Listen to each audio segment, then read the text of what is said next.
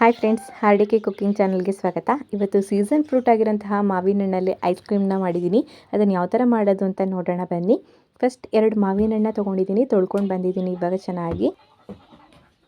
ಇವಾಗ ಮಾವಿನ ಹಣ್ಣಲ್ಲಿ ಪಲ್ಪೆಲ್ಲನೂ ತೊಗೊಂಡ್ಬಿಡ್ಬೇಕು. ನೀಟಾಗಿ ಮಾವಿನ ಹಣ್ಣನ್ನ ಕಟ್ ಮಾಡಿಕೊಂಡು ಅದರೊಳಗಡೆ ಇರೋಂಥ ಹಣ್ಣನ್ನೆಲ್ಲನೂ ತೊಗೊಳ್ಳೋಣ, ಸಿಪ್ಪೆ ಬೇರೆ ಮಾಡೋಣ. ಇವಾಗ ಎಷ್ಟು ಚೆನ್ನಾಗಿರುತ್ತೆ ಮಾವಿನ ಹಣ್ಣು ಅಲ್ವಾ, ನೋಡ್ತಾ ಇದ್ರೇ ಬಾಯಿ ನೀರು ಬರ್ತಾ ಇದೆ. ಅದಕ್ಕೆ ಬೇಕಾಗಿರೋ ಸಾಮಗ್ರಿಗಳು: 1 ಲೋಟ ಹಾಲನ್ನ ತೊಗೊಂಡಿದ್ದೀನಿ, ಕಾಯಿಸಿ ಆರಿಸಿದಂತಹ ಹಾಲು, ಮತ್ತು ಮಾವಿನ ಹಣ್ಣು, ಮತ್ತು ಕಸ್ಟರ್ಡ್ ಮಿಲ್ಕು, ಮತ್ತು ಸಕ್ಕರೆ, ಇಷ್ಟನ್ನ ತೊಗೊಳ್ಬೇಕು ಫಸ್ಟು. ಇವಾಗ ಹಾಲನ್ನ ಕಾಯೋದಕ್ಕಿಡೋಣ.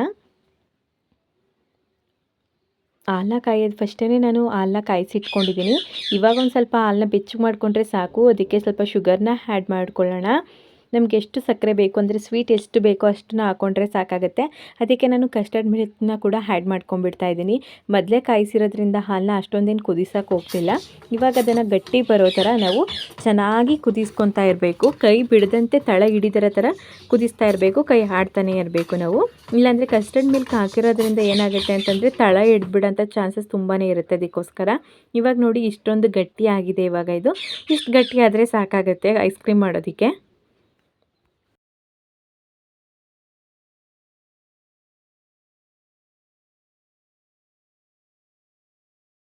ಇವಾಗ ಇದು ಚೆನ್ನಾಗಿ ತಣ್ಣಗಾಗಿದೆ. ಪಲ್ಪ್ ತೊಗೊಂಡಿದ್ದೀನಲ್ಲ ಅದನ್ನೆಲ್ಲನೂ ಇವಾಗ ಮಿಕ್ಸಿ ಜಾರ್ಗೆ ಹಾಕ್ಕೊಬಿಡೋಣ. ಹಾಕ್ಕೊಂಡು ಇವಾಗ ಇದಕ್ಕೆ ಇವಾಗ ರೆಡಿ ಮಾಡ್ಕೊಂಡ್ರಂಥ ಹಾಲಿನ ಮಿಶ್ರಣನೂ ಕೂಡ ನಾವು ಸೇರಿಸ್ಕೊಳ್ಳೋಣ. ಇದಕ್ಕೆ ನೀವು ಇದಕ್ಕೆ ಬೇಕು ಅಂತಂದರೆ ಬಾದಾಮು, ಪಿಸ್ತಾ ಅದನ್ನೆಲ್ಲ ಕೂಡ ಮಿಕ್ಸ್ ಮಾಡ್ಕೊಬೋದು. ಇಲ್ಲ ಅಂತಂದ್ರೂ ಕೂಡ ಈ ಥರ ಮಾಡ್ಕೋಬೋದು. ಸಕ್ಕರೆ ಅವಶ್ಯಕತೆ ಇದ್ದರೆ ಮತ್ತೆ ಆ್ಯಡ್ ಮಾಡ್ಕೊಳ್ಳಿ, ಇಲ್ಲಾಂದರೆ ಅವಶ್ಯಕತೆ ಇರೋದಿಲ್ಲ. ಇವಾಗ ಇದನ್ನು ಚೆನ್ನಾಗಿ ಮಿಕ್ಸಿ ಮಾಡ್ಕೊಬೇಕು. ಸ್ವಲ್ಪ ಪೇಸ್ಟ್ ಥರ ಆಗಬೇಕು. ಆವಾಗಲೇ ಐಸ್ ಕ್ರೀಮ್ ತುಂಬ ಸ್ಮೂತಾಗಿ ಬರೋದು. ಆಮೇಲೆ ಬೇಕಂದರೆ ನೀವು ಮಾವಿನ ಹಣ್ಣನ್ನು ಅಥವಾ ಬೇರೆ ಫ್ರೂಟ್ಸನ್ನು ಕೂಡ ಆ್ಯಡ್ ಮಾಡ್ಕೊಂಡು ತಿನ್ಬೋದು, ತುಂಬಾ ಚೆನ್ನಾಗಿರುತ್ತೆ. ಇದನ್ನು ಇವಾಗ ಒಂದು ಮಿಕ್ಸಿ ಜಾರಿಂದ ತೆಗೆದು ಇವಾಗ ಒಂದು ಸ್ಟೋರೇಜ್ ಬಾಕ್ಸ್ಗೆ ಹಾಕೊಂಡ್ಬಿಡ್ಬೇಕು. ನಾನು ಮೊದಲೇ ಚಾಕ್ಲೇಟ್ ಐಸ್ ಕ್ರೀಮ್ ಬಾಕ್ಸ್ ಇತ್ತು ಮನೇಲೇ, ಅದಕ್ಕೆ ನಾನು ಹಾಕ್ಕೊತಾ ಇದ್ದೀನಿ. ಇಲ್ಲ ಅಂತಂದರೆ ಏನು ಮಾಡಿ ಅಂತಂದರೆ ಮಾಮೂಲಿ ಒಂದು ಪ್ಲಾಸ್ಟಿಕ್ ಬಾಕ್ಸ್ಗೆ ಹಾಕಿ ಒಂದು ಕವರ್ನ ನೀಟಾಗಿ ಪ್ಯಾಕ್ ಮಾಡಿ ಹಾಕಿ, ಆವಾಗ ಚೆನ್ನಾಗಿ ಬರುತ್ತೆ.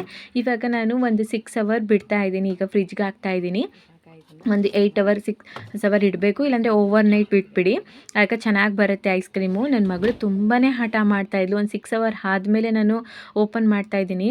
ಯಾವ ಥರ ಆಗಿದೆ ಅಂತಂದರೆ ಇದು ಏನಪ್ಪ ಅಂತಂದರೆ ಒಂಥರ ಹಣ್ಣು, ಮಾವಿನ ಹಣ್ಣಂದು ಇವಾಗ ಕಸ್ಟರ್ಡ್ ಥರ ಇರುತ್ತಲ್ಲ ಆ ಥರ ಆಗಿಬಿಟ್ಟಿತ್ತು ಅದು ಸ್ವಲ್ಪ. ಅದಕ್ಕೆ ನಾನು ಅದನ್ನು ಓವರ್ ನೈಟ್ ಬಿಟ್ಟು ಆಮೇಲೆ ಓಪನ್ ಮಾಡಿ ನೋಡಿದಾಗ ಅದು ತುಂಬಾ ಚೆನ್ನಾಗಿ ಬಂದಿತ್ತು. ಯಾವುದೇ ಐಸ್ ಕ್ರೀಮನ್ನು ಓವರ್ ನೈಟ್ ಬಿಟ್ಟಾಗ್ಲೇ ಅದು ತುಂಬ ಚೆನ್ನಾಗಿ ಬರೋದು. ಇವಾಗ ನೋಡಿ ಎಷ್ಟು ಚೆನ್ನಾಗಿ ಬಂದಿದೆ ಅಂತ.